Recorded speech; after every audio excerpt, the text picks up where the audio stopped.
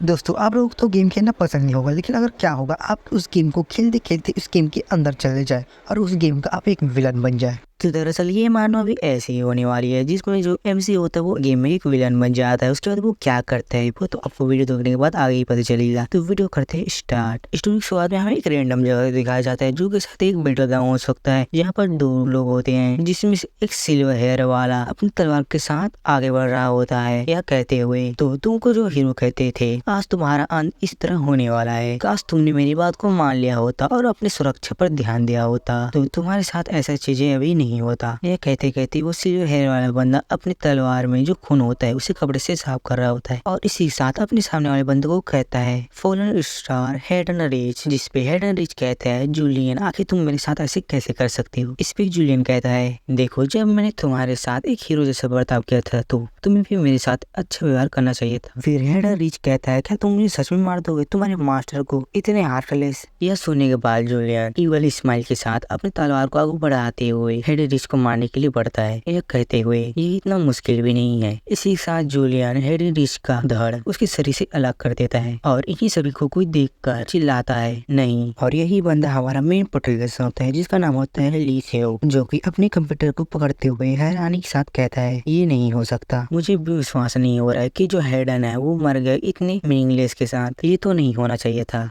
फिर हमें ली बताता है कि इनके बारे में कि जो हेडन रिच था वह नॉर्थ फ्रंटलाइन का हीरो था जिसने सभी का रक्षा किया था अपनी बुरी स्थिति में भी। वह एक जीनियस था और जब डीमन हंटिंग और लेजेंड की बात आती है तो वह खुद था। और सबसे बड़ी बात यह थी कि वह इस गेम का मेन प्रोटैगनिस्ट था। और फिर हम ली को देखते हैं जो कि हेडन रिच के मरने पर गुस्सा होते हुए सोच रहा होता है आखिर जो प्रोटैगनिस्ट है वो ऐसे कैसे मर सकता है और उस विलन के हाथ से जिसने अपने मास्टर को धोखा दिया। जूलियन ये कुछ ज्यादा नहीं हो रहा है। यह सोचते सोचते ली गुस्से से अपने हाथ को टेबल में मारता है और वह कंपनी पर गुस्सा करते हुए सोच रहा होता है उस फायरवॉल सॉफ्टवेयर कंपनी को कर्ज लग जाए। मुझे अगले स्कूल के लिए कितने एक्सपेक्टेशन थे लेकिन सालों ने मुझे इस तरह धोखा दे दिया। और इसी के साथ हम लिखे कंप्यूटर में देखते हैं जहाँ पर लिखाया होता है डीमन किंग को मारने के लिए अभी प्रे ऑर्डर की जो कि भी प्रोग्रेस में। फिर हमें ली की गेम आईडी दिखाई जाती है जहाँ पर उसका जो रैंक होता है वो नंबर 1 पर होता है और उसने 3,80,00,000 पॉइंट लगाए हुए होते हैं और वह इस गेम को 5 साल से खेलते हुए आ रहा होता है और उसने इस गेम में 1,00,000 घंटे लगाए हुए होते हैं। इसको देखकर ली मन में सोचता है कि मैंने इसमें काफी सारा पैसा और वक्त लगा दिया। फिर ली उस गेम की कमेंट को देखने लगता है जहाँ पर कोई लिखा होता है ऐसा लगता है कि इस सीजन का जो प्रोटैगनिस्ट है वो जूलियन है। और किसी ने लिखा होता है आखिर इस जैसा बंदा जिसकी एक स्लट जैसी आंखें हैं वो प्रोटैगनिस्ट क्यों है। तो कुछ लोग जूलियन की तारीफ करते हुए लिखे होते हैं कि जो उसकी जो स्लट आंखें हैं वो काफी चार्मिंग है। तो कोई इस पे लिखता है हाँ इन सबको पढ़कर ली का दिमाग खराब हो जाता है और वो कुछ टाइपिंग करते हुए कह रहा होता है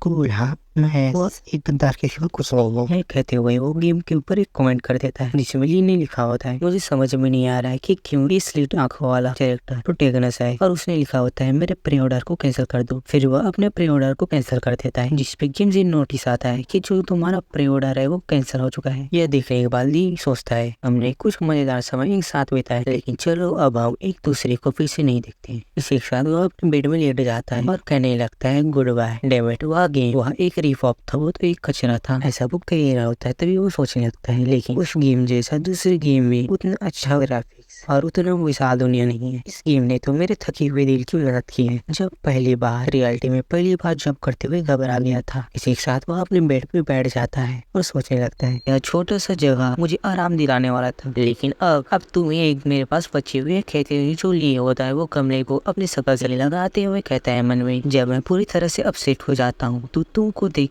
कर बहुत अच्छा महसूस करता हूँ। लिंक कंपनी को फाड़ने देते हुए कहता है अब मैं देख रहा हूँ कि जो बूढ़े लोग हैं वो ऑर्टिड क्यों गाना पसंद करते हैं। इसी के साथ वो कंपनी को कहता है तुम उस गेम की तरह स्टूपिड मत बनो और जल्दी से बड़े हो जाओ ऐसा ली कह रहा होता है। तभी कुछ आवाज सुनाई देता है उसे डी ये उसके कंप्यूटर से आया होता है जो सुन के ली कहता है आखिर क्या था। फिर वह अपने कंप्यूटर के पास पहुंच जाता है जहाँ पर गेम वालों ने ली को मैसेज भेजा होता है। उन्होंने लिखा होता है हेलो यह game development company of kill the demon king starting now से है। क्या आप मिस्टर ली से हो, वो पर्सन जो हमारे गेम को 5 सालों से खेलते हुए आए हो, करेक्ट? इसको देखने के बाद ली कहने लगता है, एक मैसेज फ्रॉम वेल से, क्या यह किसी प्रकार का ऑटोमेटिकली रिप्लाई है? ली के इतने कहने के बाद गेम से फिर से मैसेज आता है, हाँ मैं हूँ, और लिखा होता है, हमने देखा कि आपने kill the demon king starting now का जो प्री ऑर्डर है उसे कैंसिल कर दिया है। हम जानते हैं कि आप इस कहानी से सर्टिफाइड नहीं है कि यह कहानी किस तरह से आगे आ गई है। इसको पढ़ने के बाद ली को कुछ समझ नहीं आ रहा होता है और वो कहने लगता है, आखिर ये है क्या वो लोग मुझे रिफंड नहीं देना चाहते? और कहता है, आखिर उन्होंने फिर से क्या कहा? फिर हम दूसरी ओर देखते हैं जहाँ पर गेम वालों ने एक लिंक भेजा हुआ होता है और इसको क्लिक करने के लिए कहा होता है, जिस पर एमसी बिना कुछ सोचे समझे उसे क्लिक कर देता है। लेकिन जब ली उस लिंक को क्लिक करता है तो उसकी कंप्यूटर से बड़ी तेज रोशनी निकलने लगती है। फिर वो कंप्यूटर एमसी को अपनी ओर खींचने लगता है, जिस पर एमसी कंप्यूटर से निकलने की कोशिश करते हुए कह रहा होता है, मुझे इसको बंद करना होगा। और वह कंप्यूटर को बंद करने लगता है, लेकिन जो बटन होता है वो काम नहीं कर रहा होता है, जो देखकर ली कहता है, ये तो काम नहीं कर रहा है। और वह उस कंप्यूटर के अंदर चला जाता है। ली कंप्यूटर के अंदर जाने के बाद सोचने लगता है, आखिर ये क्या हो रहा है? और हम ली को देखते हैं जो कि नीचे गिर रहा होता है एक अजीब सी जगह में, जो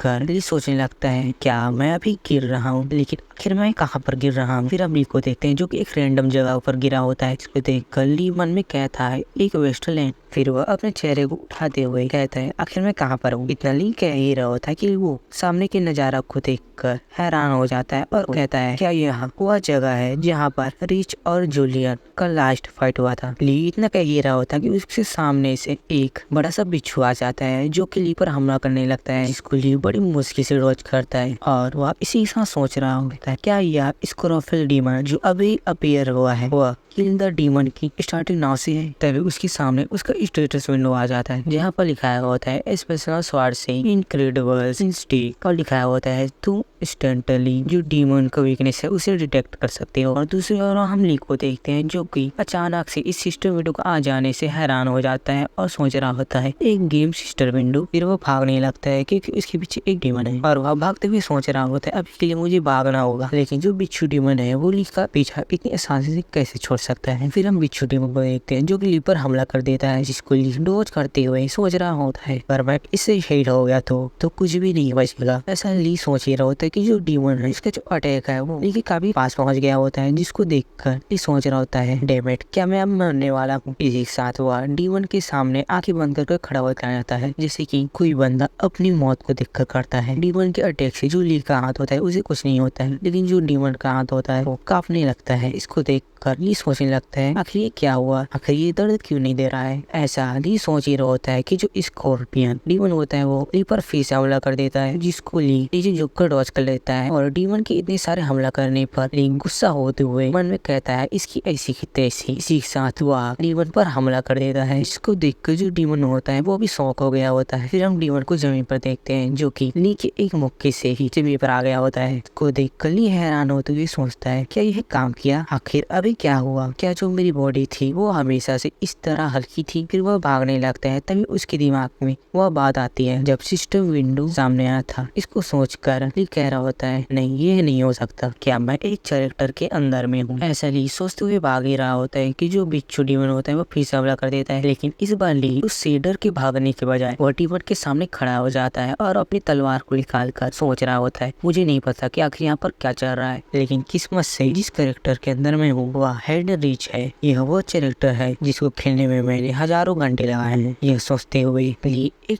पावरफुल स्लैश मारता है जिससे उस डीमन के 2 टुकड़े हो जाते हैं। इसको देखकर ली हैरान होते हुए सोच रहा होता है, वाह, क्या मैंने उसी को मार डाला जैसे कि मुझे एक्सपेक्टर से रीच की ताकत से। और सोचने लगता है, क्या मैं अब हिस्ट्री को चेंज कर सकता हूँ और रीच को जूलियम द्वारा मरने से रोक सकता हूँ? इतना ही सोच ही रहा होता है कि जिस सिस्टम से फिर से एक नोटिस आता है कि स्वॉर्ड सी फाउंडेशन की तुमने कॉमन अटैक क्रिसेट स्लैश प्राप्त किया। इसको पढ़ने के बाद ली सोचने लगता है, हाँ यह तो हेडन का स्किल है ही नहीं। तो बिल्ली को कुछ याद आता है और वह शौक होते हुए मन में कह रहा होता है, रुको। इसके बाद वह अपनी सिर की टोपी को हटाने लगता है और अपनी शॉर्ट को देखने लगता है, जिसमें वह दरअसल अपनी शक्ल को देख रहा होता है, जिसको देखकर वो पूरी तरह से हैरान हो गया होता है। फिर सिस्टम से मैसेज आने लगता है कि कैरेक्टर के बारे में उसका जो हेयर है वो सिल्वर है, जिसकी स्लिट आइज है और पोकर फेस है। वह असाधारण तलवारबाज डीमन किंग वेसल है जिसके पास इमेकुलेट माना कंट्रोल है, जिसके पास इनक्रेडिबल स्टिक है जो है जूलियन क्रैटफॉल्ड प्लेसर, जिसको देखकर ली पूरी तरह से हैरान हो गया होता है और कह रहा होता है ये तो जूलियन है। और हम दूसरी ओर ली को जूलियन की बॉडी में देखते हैं, जो कि ऐसा लग रहा है मानो वो हंस रहा है। और इसी के साथ ये चैप्टर यहीं पर एंड होता है और इसके आगे का पार्ट बहुत मजेदार होने वाला है, तो उसको देखने के लिए चैनल को सब्सक्राइब करना मत भूलना। और ये मानवा कैसे लगे कमेंट में जरूर बता देना और वीडियो को लाइक कर देना। मैं कहता नहीं तो तू करती नहीं हो यार, कर दिया करो।